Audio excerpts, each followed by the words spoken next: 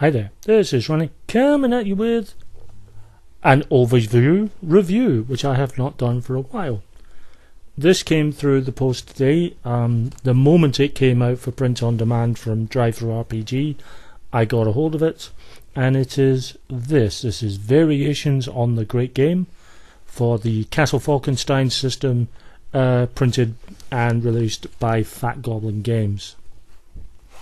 Now, this started life as a series of individual PDFs. They've now been brought all together in one volume. Now, as you can see, it's a very thin book. The reason for that is that there are no great overhauls of the system here. These are suggestions for variations to the game. So what I'm going to do is I'm going to give you an overview of each of the variations on offer in the book, and then I will give you my thoughts at the end. So, and I'm doing this without notes, so go with it. Okay, the first one is called the Specializations Variation. They're all called the something something variation. And essentially, this allows someone to have a specialization within the skills. For those who don't play Castle Falkenstein, it has very sort of broad umbrella terms in view of skills, from which you could get a nice amount of variation with regards to specializations. So essentially, during character creation, a player can trade in one of their good or great abilities in order to purchase specializations for the dramatic character. The player receives a number of specializations equal to 1/2 the value of the traded ability. So a good ability is worth 3 and a great ability is worth 4. Specializations can be applied to any rank except for those with a rank of extraordinary, including those for which a dramatic character possesses a poor or average rank. It allows for a nuanced extension of skills without overcomplicating the game.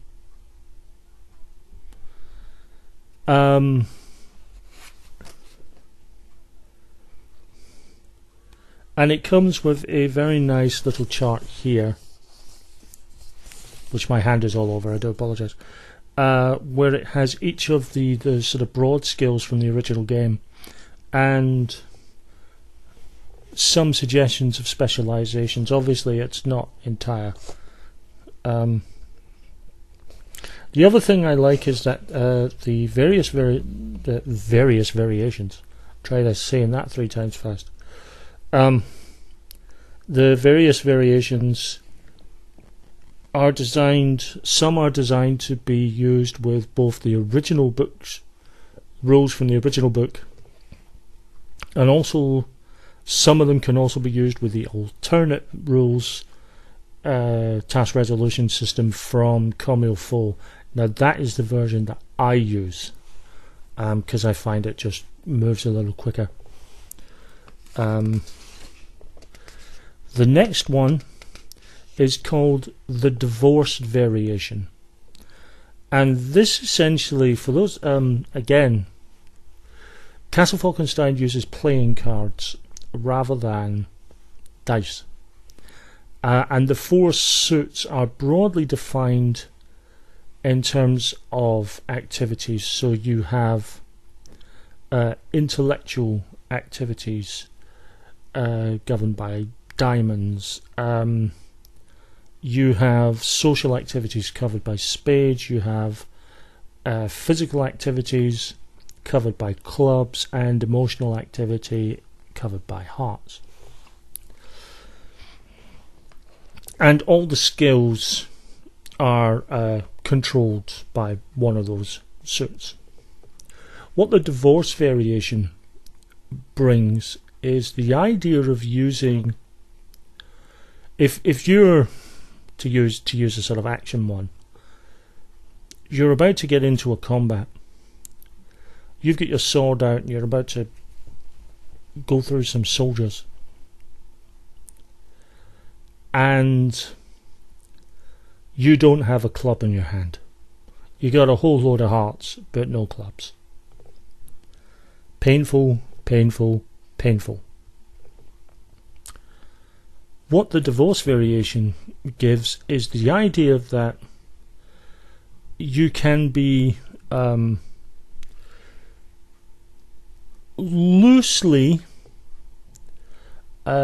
state within reasons. There's a couple of options where cards are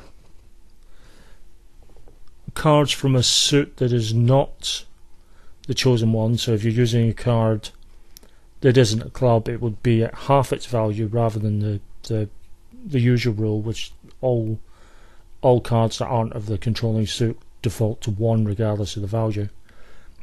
Or the second option, which is to give them their full value. But it all comes down to the player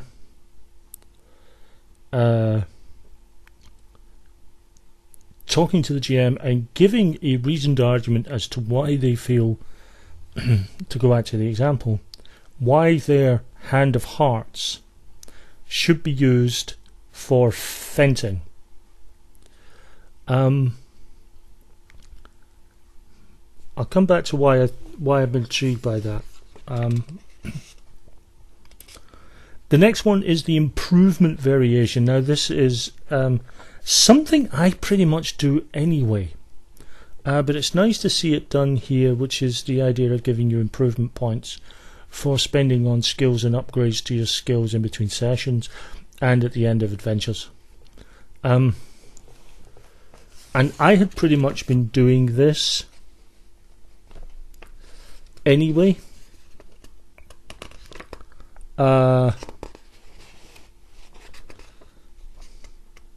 But yeah, it's there. The next one is the hard limit variation. One of the problems people sometimes have with Falkenstein is what I refer to as card burning, where people are just throwing all 4 cards of their fate deck in, and just to get rid of them in the hope of getting a better hand of cards. Now, the one of the rules that you can get from Communal 4 is to limit it to something like 3 hands a session, and that works to an extent. The hard limit variation takes that notion and really adds to it. What it essentially says is that based on your rank in your skill, you are only allowed to play a certain number of cards. The higher rank you are, the more cards you're allowed to play, because you're just amazing at the skill and you can go full on. Whereas if you're really bad at it, you don't get to play as many cards because you're really bad at it, which means there's less chance that you're going to succeed. That's interesting. Again, I'll wait till the end before giving my views.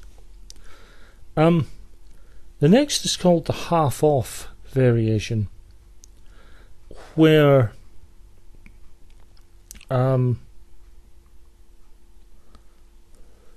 there's a couple of ones here where instead of a card that's not the controlling suit being a 1, the card is instead deemed to be half its value. There's a couple of alternates here. There's just a general one where if it's not the suit, then you get half off. The other one is if it's not the suit but the same colour, it's half off. So if you were doing you had to use an intellectual skill, which is a diamond, but you don't have any diamonds in your hand, you would get half the value of a heart, because it's red. But any black cards you had would still only be 1. Or a physical skill which uses clubs, you would get half the value of your card if it was a spade, and the red cards would all be 1s. Intriguing. The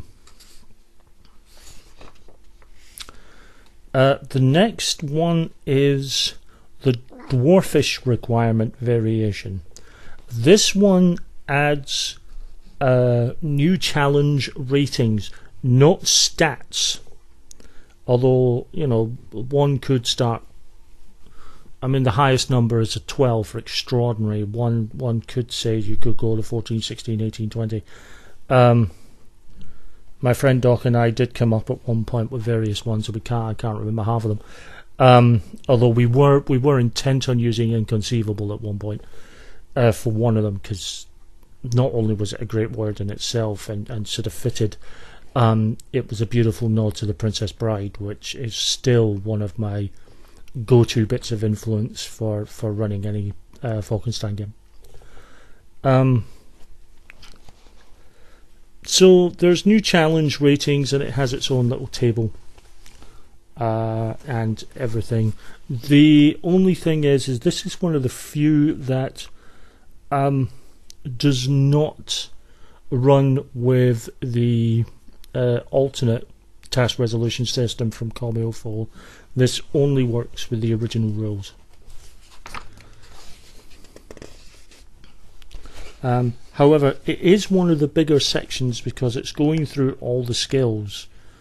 So there's a few more pages on that one for obvious reasons. The next one is the 6-sided variation. Now this is if you want to use dice. Essentially, you would have a bowl. I would suggest a bag, an opaque bag for reasons that we come, and 52 what they call chits, be it coins, be it poker chips, whatever. 52, that's 13 in 4 different colours. And what would happen is people would use chits. They would pull out 4 chits so they'd know which colours they had, and they would use those chits to buy dice that they can then use for rolling and adding that.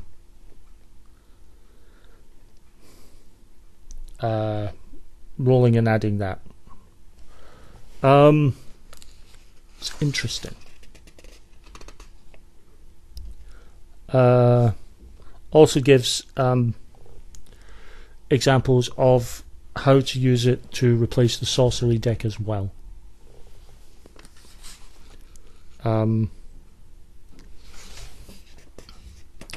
Then we have the first of 2, which is the Fortunate Tarot variation. This is to use the tarot deck instead of a normal pack of playing cards. Essentially, the minor arcana are used as your standard cards, whilst your major arcana have very specific effects.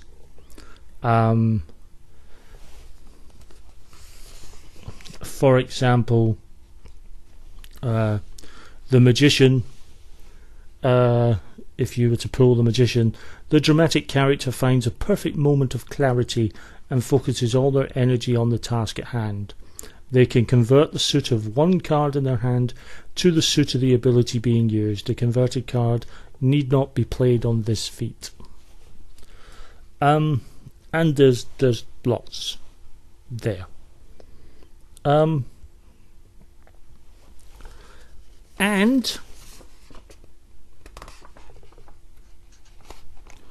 there is the Sorceress Tarot variation, which is for using a tarot deck to replace the sorcery deck. And again, minor arcana, there's like for like. with regards to the 4 suits and the major arcana will give special effects as well. So that's all the variants. As you can see, there's a fair few. So what do I think of them? Right, the Specializations Variation I like the idea of very much, and I can see me using that one. I like the notion of it. Whilst I enjoy the simplicity of Castle Falkenstein, I am quite happy with a system that allows specialization without interfering with that simplicity, and I think they get it just about right here, which I really enjoy. The only nugget I would say is I would be tempted to add, particularly for people with extraordinary, that they could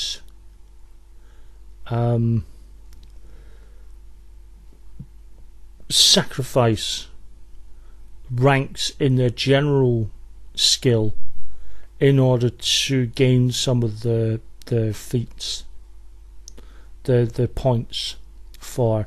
And I'm not talking about knocking down to add points already. You would still have to sacrifice a good or a great skill to get points for specializations, but you could deliberately lower your extraordinary skill, your general skill, so that you could use some of the points for specializations in that. I think I would allow that, but you know.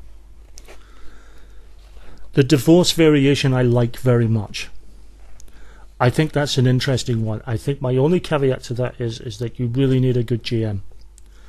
That rather assumes I'm a good GM, but I'll throw that to the side. You have to have, well, not so much a good GM as a strong GM who's not going to be bullied into a situation when people come up with the most perverse and absurd reasons why they have a whole bunch of hearts in their hearts and they're trying to do an intellectual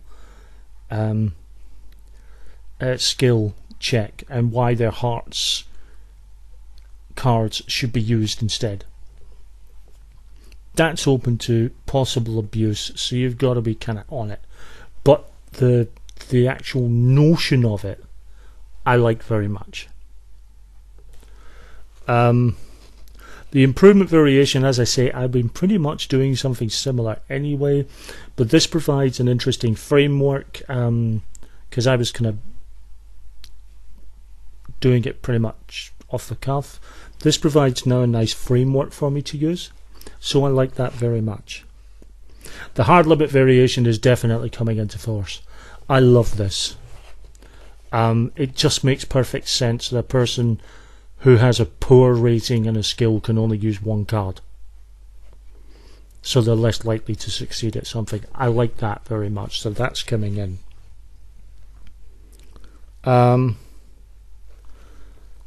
The half-off variation, I'm very tempted by this.